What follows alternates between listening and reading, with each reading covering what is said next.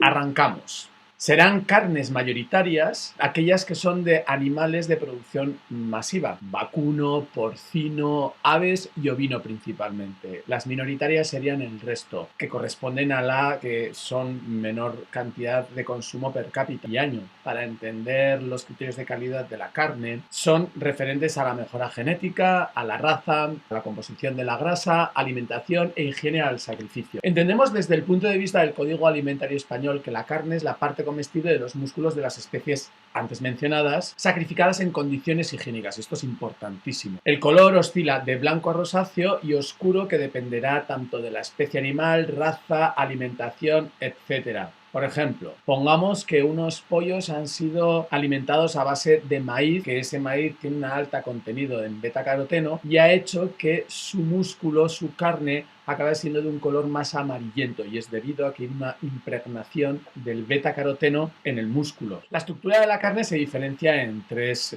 tejidos principales: el muscular, el conjuntivo y el adiposo. El muscular serían los músculos, que veis que está organizado a través de unos haces. Habría unas miofibrillas y dentro de esas miofibrillas está envuelta por una fibra muscular que a su vez hacen un fascículo, y después del fascículo varios fascículos harían lo que es el músculo. Pues bien, en las miofibrillas se encuentran dos proteínas llamadas actina y miosina. De ahí a que el músculo sea una fuente de proteínas, porque al fin y al cabo ahí en el músculo hay una función. Recordad que las proteínas son como el funcionariado, y en este caso lo que hacen la actina y la miosina son contraerse y relajarse para que se produzca el movimiento del músculo. El tejido conjuntivo es el arnés físico de todos los demás tejidos del cuerpo, es decir, es todo lo que se necesita para que el músculo esté en su sitio. Cuando hacemos un corte de una carne, dependiendo de la cantidad de tejido conjuntivo que tenga, tendrá una calidad u otra. Hay que entender que no todas las piezas sirven para las mismas elaboraciones, porque esa cantidad de tejido conjuntivo determinará esa calidad y la función que va a tener o la mejor preparación de esa carne. Una carne con muchísimo tejido conjuntivo y mucho colágeno será más factible cocerla, porque ese colágeno se va a gelatinizar y por tanto va a hacer que esa pieza sea más sabrosa. Sin embargo, un trozo de carne con bastante tejido conjuntivo, con bastante colágeno y tendones en la parrilla, ese colágeno no se va a gelatinizar, sino que se va a cristalizar, y por tanto esa pieza de carne no va a estar comestible. Por tanto, normalmente todas esas piezas en categoría que están destinadas a la parrilla tendrán que tener poco tejido conjuntivo. Solomillo, lomo. Un animal comienza su vida con gran cantidad de colágeno y la va perdiendo sobre la marcha. Como vemos, está también dispuesta alrededor de los fascículos musculares. Como vemos aquí, esta parte un poco transparente sería lo que sería el colágeno. Eso podría ser perfectamente una fascia. Lo vemos aquí también perfectamente cómo se dispone entre los diferentes fascículos musculares. Bueno, el adiposo es un tipo de tejido conjuntivo, lo que pasa que está formado por células adiposas. La capacidad que este tejido tenga de colarse y de interferirse entre los haces musculares, entre los fascículos, hará que esa carne sea más entreverada o no. Por ejemplo, conocemos perfectamente la carne de Wagyu de Kobe, que tiene una alta infiltración de grasa muscular, y por tanto es una pieza que tiene mayor jugosidad, porque al final la grasa es la que va a hacer que se transmita la broma mayor palatabilidad y deglución. Son depósitos bien definidos de la cavidad del cuerpo, generalmente alrededor de riñones, intestino y corazón. Hace de aislante térmico. También está debajo de la piel, donde proporciona aislamiento y además energía. Muchas veces el músculo o cualquier célula que requiera o necesite energía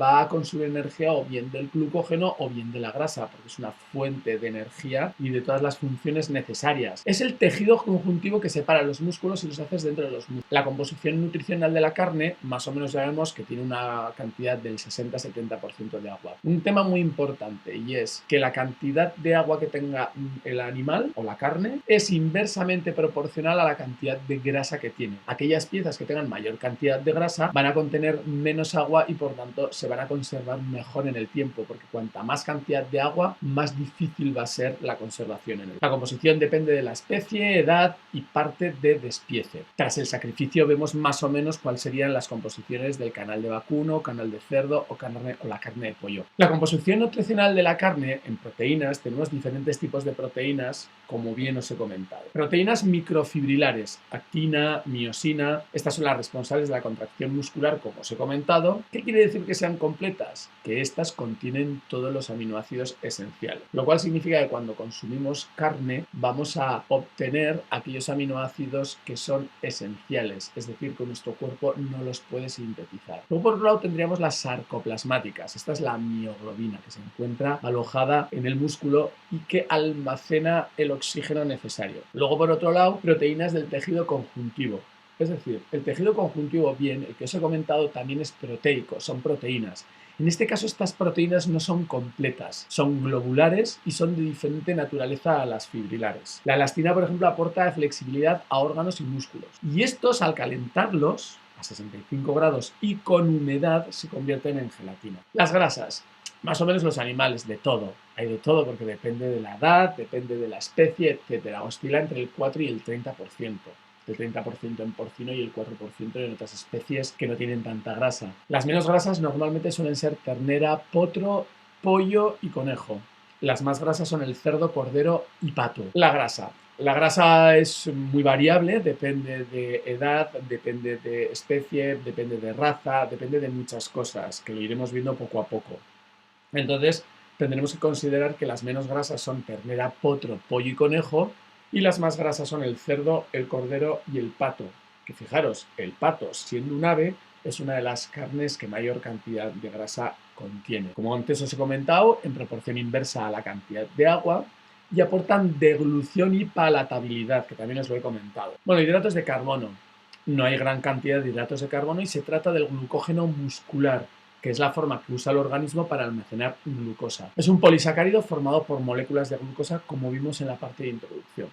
Aquí vemos, y tenéis además en los apuntes, todo lo que es la cantidad de agua, proteína, grasas, cenizas de diferentes especies y de diferentes despieces. También vemos aquí las vísceras, hígado, riñones, corazón, lengua, etcétera, que las veremos definidas. La clasificación de la carne, pues bueno, hemos definido aquí 9 criterios diferentes. Unos referidos al animal en vivo, otros referidos a la canal y otros referidos al despiece.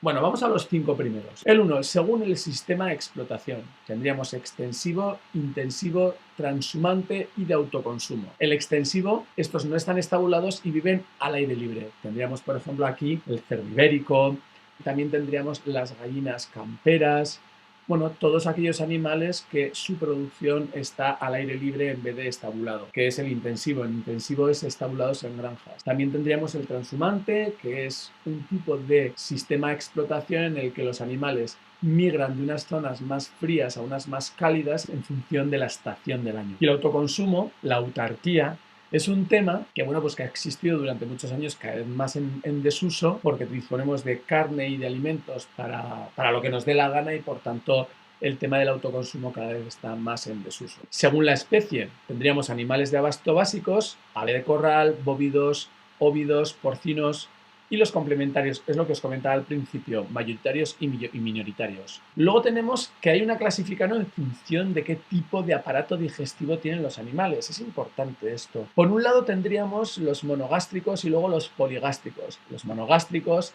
son el cerdo, aves, caballo. Nosotros también somos monogástricos. Pero existen los poligástricos, que son los rumiantes, que tienen un estómago dividido en 4 cavidades.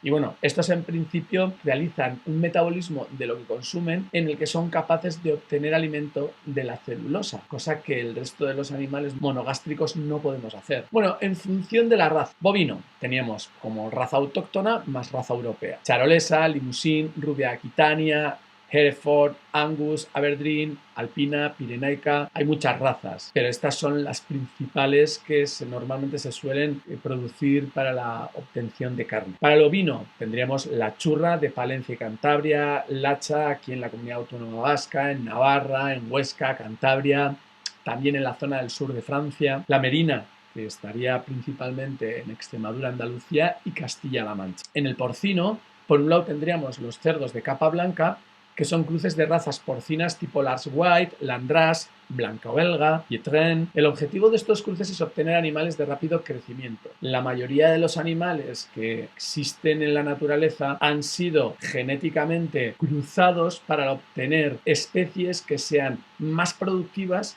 es decir, que tengan una ratio de crecimiento mucho más interesante y que sea un crecimiento rápido, de manera que tengamos un cerdo lo suficientemente crecido en alrededor de 10 meses. Cosa que, por ejemplo, con el cerdo ibérico no ocurre, porque para cuando tenemos un cerdo ibérico que haya crecido y que haya llegado a su máximo de crecimiento, pasan alrededor de 2 años, que esto lo veréis en el capítulo de 5J o del cerdo ibérico. Por otro lado, tendríamos también el Euskal Cherry, es una especie típica de aquí, que, bueno, pues que es una raza autóctona de un cerdo que tiene las orejas muy grandes, las patas muy cortas y es de capa intermedia, ni blanca ni negra.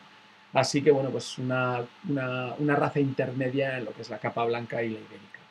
Bueno, en lo que se refiere a edad y alimentación del vacuno, diferenciamos en vacuno mayor la ternera lechal, la ternera y el añojo, que estos se diferencian en función de la alimentación que haya tenido el animal, el color de la carne y la edad.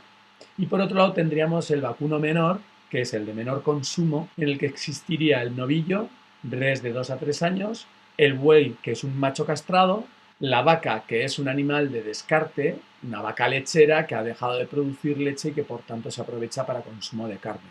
Y finalmente el toro de lidia, que es aquel animal sacrificado en los festejos taurinos que también se comercian. En el caso del porcino tendríamos por un lado el cochinillo, el lechón, que es una cría de ambos sexos de unos 21-28 días y su peso oscila entre los 4 y 7 kilos. La carne es de color rosa claro y muy tierna. El cochinillo destetado, animal de pocos meses, de entre 53 y 63 días, que ya nos alimenta de leche materna, cerdo o res cárnica. Se distinguen dos tipos, res carnicera y res chacinera. Son animales de entre 6 y 10 meses, excepto el ibérico, obviamente.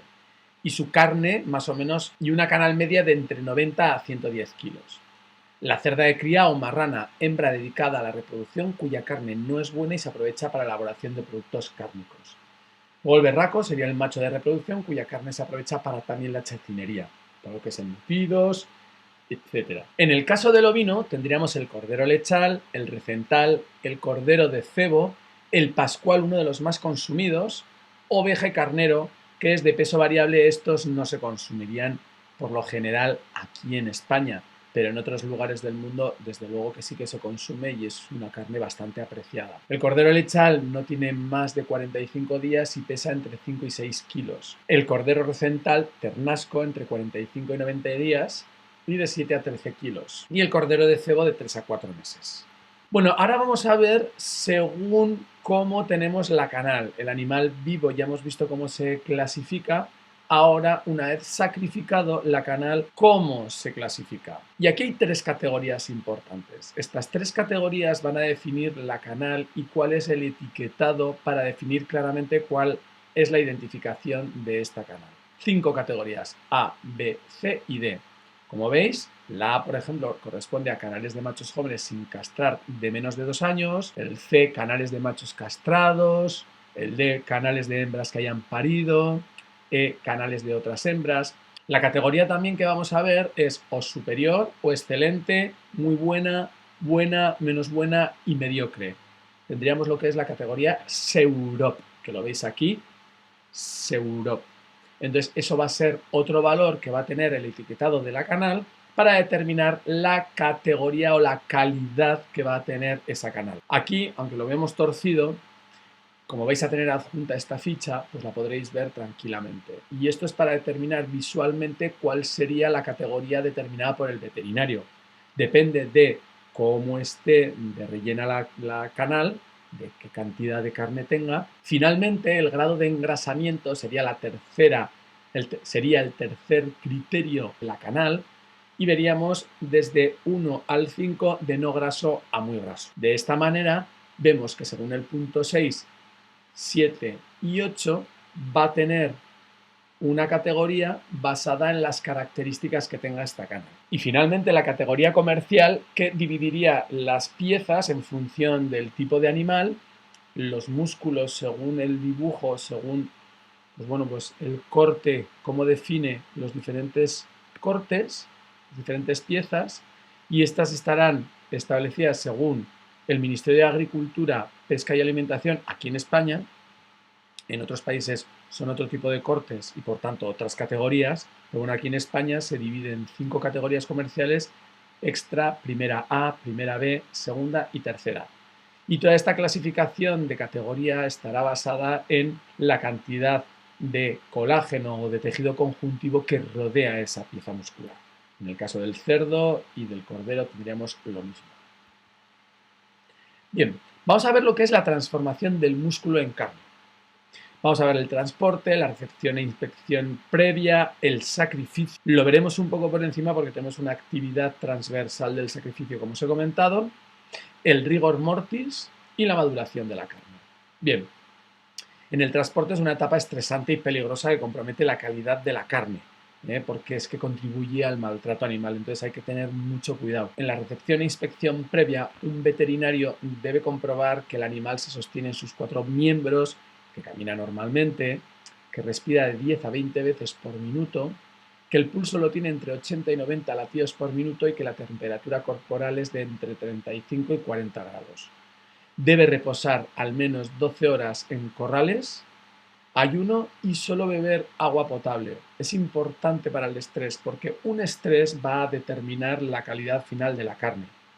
Antes del sacrificio, una ducha fría. Bueno, hay una serie de métodos de aturdimiento, el perno cautivo, la denervación, la conmoción, que es un golpe en el cráneo que ya está prohibido en la Unión Europea y por tanto aquí no se puede practicar. Una insensibilización por CO2 al 65% durante 10 segundos, que lo que hace es dormir al animal, y sin un aturdimiento eléctrico con una descarga de entre 75 a 90 voltios. El faenado en el matadero iría desde el sangrado, desollado, separación de la cabeza, excepto en cerdos, eviscerado, esquinado, lavado y oreo. El sangrado también se denomina desangrado de huello o sangría.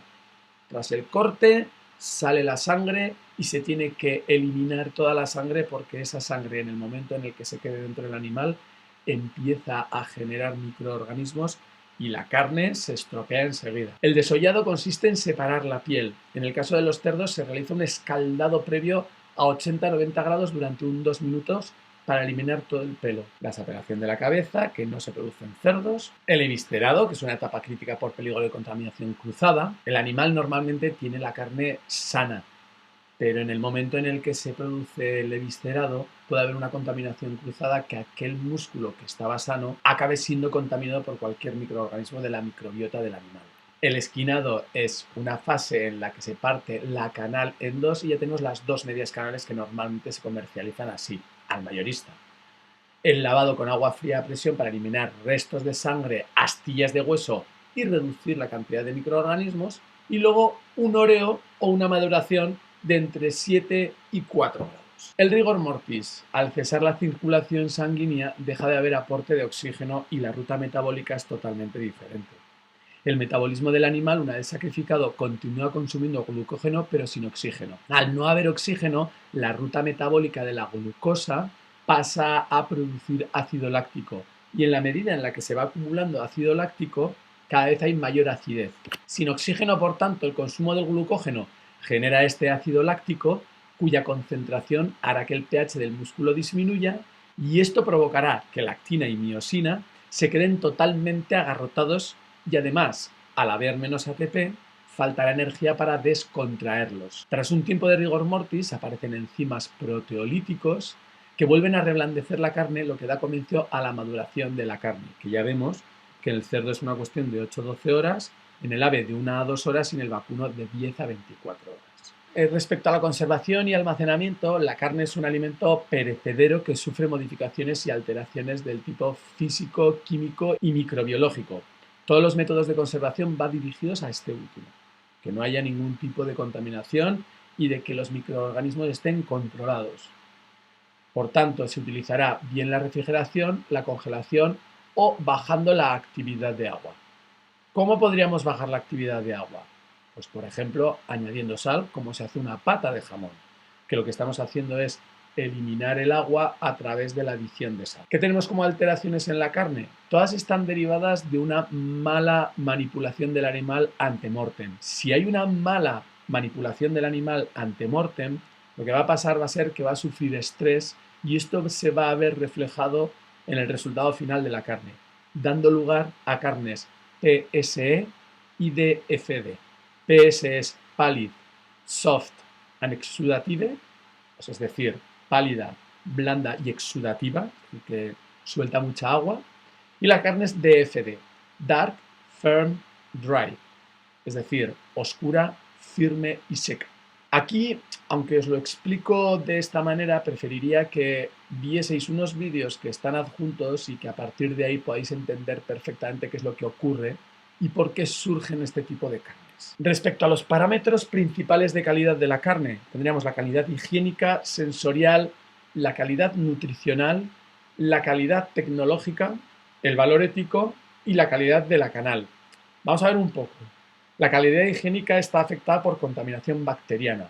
Es decir, que en un determinado momento el animal haya podido tener una enfermedad y que haya tomado antibióticos para controlar esa enfermedad. Cuidado, porque a día de hoy en el mercado se utiliza como método de reclamo algunas empresas que están diciendo que sus carnes no tienen antibióticos. Claro, ninguna tiene antibióticos. No se va a comercializar una carne de un animal que haya estado en un proceso de tratamiento de una enfermedad en el que haya estado tomando antibióticos. Pues sí, habrá momentos en los que un animal podrá tomar sus antibióticos como lo hacemos nosotros cuando tenemos una gripe, pero en realidad ese animal que se lleva al sacrificio no va a estar enfermo y si en un determinado momento ha tenido una enfermedad estará perfectamente curado. O sea que no os la den con queso con eso de que la carne de una determinada marca no tiene antibióticos porque ninguno lo tiene por ley. La calidad sensorial son los parámetros definidos por el consumidor: color, terneza, jugosidad. Bueno, al fin y al cabo tenemos animales más mayores como el vacuno mayor, el vacuno más viejo, que tendrá una carne más sabrosa pero un poco más dura, y la ternera, que tendrá una carne principalmente más suave y tierna pero tendrá un sabor menos desarrollado. La calidad nutricional irá de la mano de los contenidos de lípidos saturados e insaturados. Por ejemplo, lo veréis con la clase de 5J del cerdo ibérico, cómo el cerdo ibérico tiene una composición grasa diferente y más saludable a la del cerdo de capa blanca. La calidad tecnológica viene referencia al CRA, que es la capacidad de retención de agua, el pH, la consistencia y calidad de esa grasa y la madurez del tejido. El valor ético está relacionado con ese bienestar animal que haya tenido el animal en todo el proceso, es decir, desde el nacimiento hasta el fin. Y por eso se defiende mucho a día de hoy una serie de explotaciones que cuidan más al animal, porque está claro que cómo cuidemos al animal va a afectar a la calidad final de la carne. Y luego, finalmente, la calidad de la canal. Todos esos criterios de los que hemos hablado, el SEUROP, la conformación del canal, el rendimiento, es decir, el peso del canal versus el peso en vivo, el sexo del animal y luego la castración. Por ejemplo, los machos castrados dan menos riesgo de carnes DFD, que luego lo veréis a continuación en el vídeo y entenderéis perfectamente de qué se trata. Pues bien, hasta aquí el capítulo de carnes. Continuamos con las actividades propuestas y hasta la siguiente clase.